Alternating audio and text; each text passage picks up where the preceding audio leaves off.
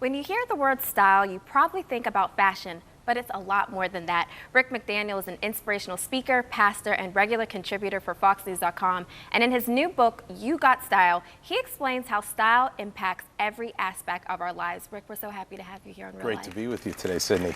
So this is your first time here, so tell us a little bit about yourself. So I'm originally from Connecticut, and then 26 years ago I went to Richmond, Virginia, and founded Richmond Community Church, and I've been ministering there for the last 26 years.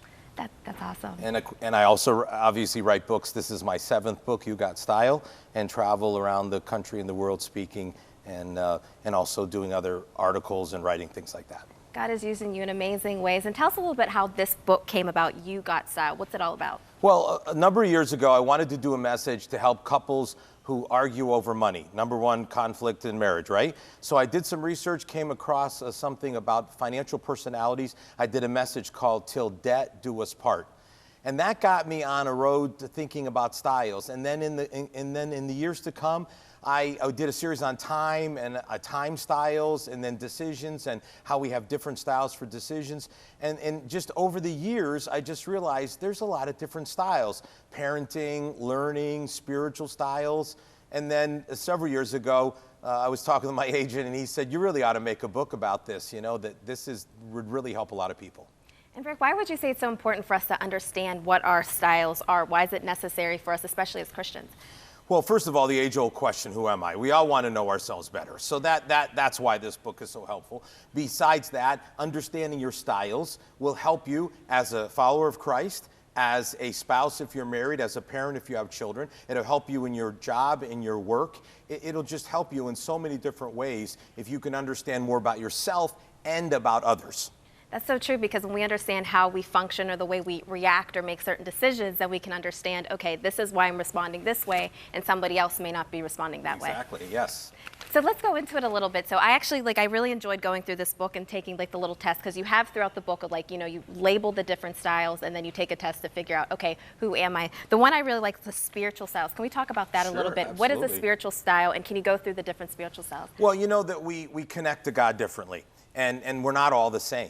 And so there are different styles. There's the intellectual style, someone who really needs to understand it, and they really want to understand the Bible. And there's the style of the enthusiast. This is the person that gets their praise on. They really they really connect with God through worship. The naturalist, the kind of person that connects with God through nature. The traditionalist, who connects with God through more formal ways of more traditional ways of worship that may not be the same as, say, more contemporary style churches like ours. And there's 8 styles altogether.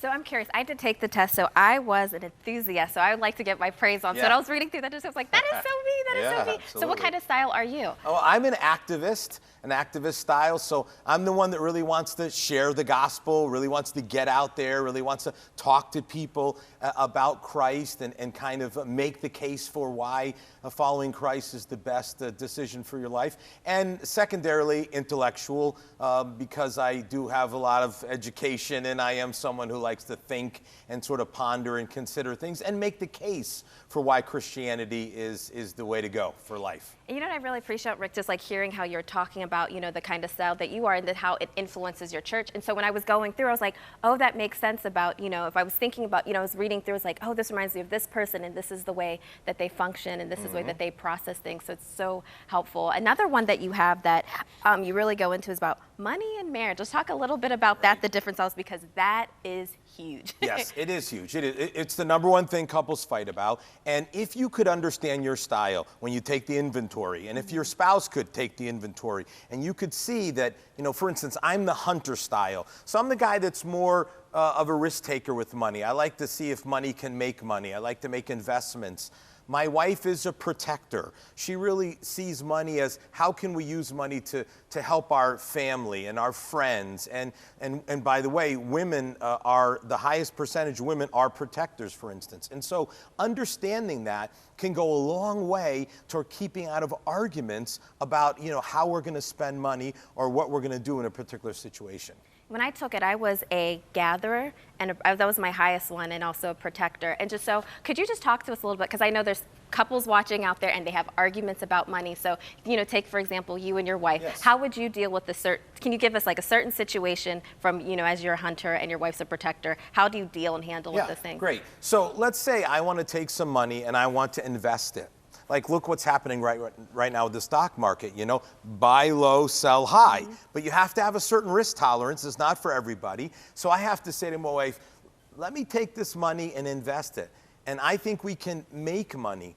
And then you want to take this trip or have this vacation this summer with the kids, and you want us to kind of pay for the whole thing so everybody will come together. But in order to do that, we need to make more money than we have right now. So that would be like a discussion that we could have about that. Now, again, there may be times when my wife says, listen, I really want to do this now. And so then I have to say, okay, then we're going to compromise. The key to marriage, you never get what you want. But if you can understand each other better, then you don't have to fight about it. You understand, this is the way Rick is. This is how he tries to work with money. This is the way Michelle is, my wife. This is how she's about money. We don't really have very many arguments. I'm not saying we don't argue, but we don't argue about money.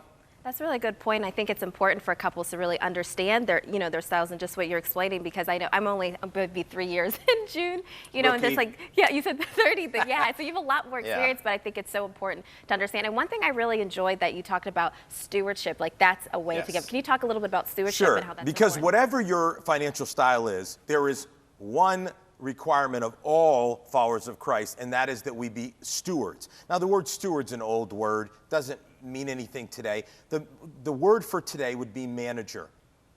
We manage God's money. It's not our money, it's God's money, and we manage it.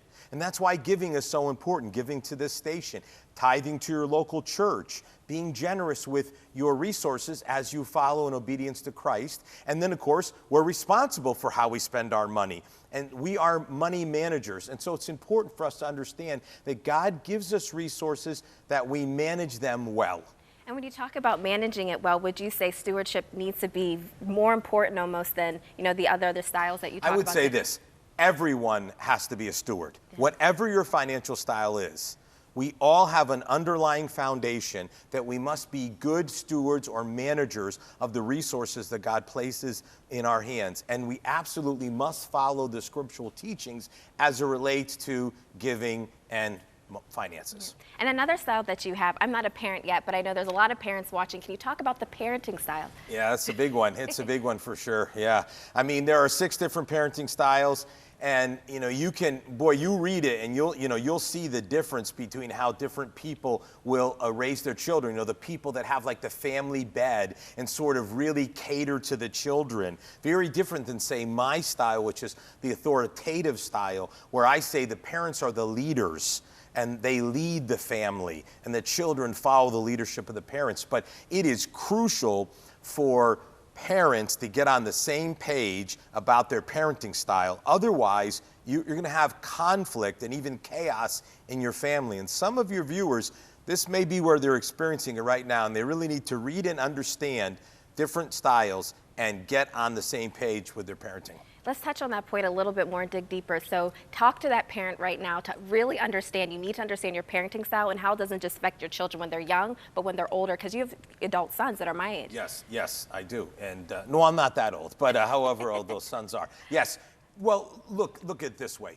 You can't have 2 different styles and then have the kids going to you depending. Now, it's true that like in my family, I was more a disciplinarian. My wife was more of a nurturer. That's one thing, and that has a flavor of style. But you can't have diametrically opposed styles where say, mom is welcoming the children to sleep in the bed, and dad is saying, no, I don't want these kids in the bed. The bed is for the married couple. You've got to get on the same page about that. And how are you going to look at your children? What are your goals for them? My goal was to raise independent sons, not dependent children. It's a big difference. That's really good, because I think a lot of times, even when I was like looking through those different parenting styles and just thinking about, I could see how those affected, friends that I had, or just like if you're just coddling your child so much, that inhibits them in the future when they're adults. Correct. Yes, we are creating, I believe, we are creating a generation where too many children are being coddled, are entitled, and then they have to get out there in the real world and realize that, not everybody is your mom or dad, and they have expectations for you, and things don't always go the way you might want them to go. That is so good, Rick. Well, we'll have more with Rick in just a moment, so stay tuned, take a note down, a pen, because much more styles that we're going to go through.